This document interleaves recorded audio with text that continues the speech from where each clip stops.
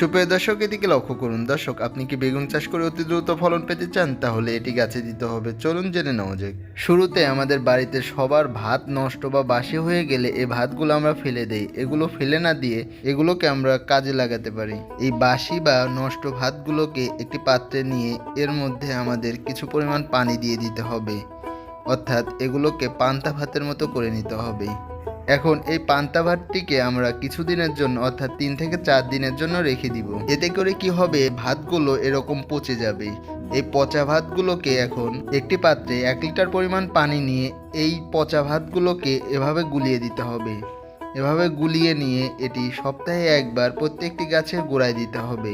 আর এর সাথে কিছু পরিমাণ হলুদের গুঁড়া মিক্সচার করলে এতে গাছে ফাঙ্গাসের আক্রমণ হবে না এবং গাছে প্রচুর পরিমাণে ফুল আসতে শুরু করবে এবং গাছ থেকে অতি দ্রুত ফলন পাওয়া যাবে।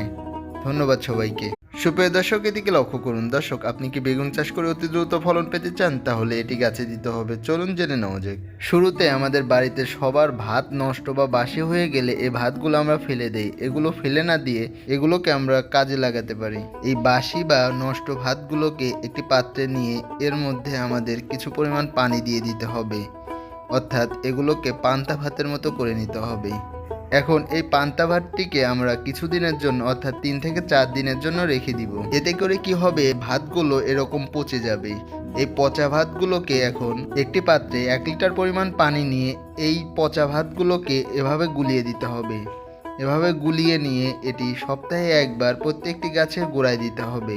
আর এর সাথে কিছু পরিমাণ হলুদের গুঁড়া মিক্সচার করলে এতে গাছে ফাঙ্গাসের আক্রমণ হবে না এবং গাছে প্রচুর পরিমাণে ফুল আসতে শুরু করবে এবং গাছ থেকে অতি দ্রুত ফলন পাওয়া যাবে। ধন্যবাদ সবাইকে।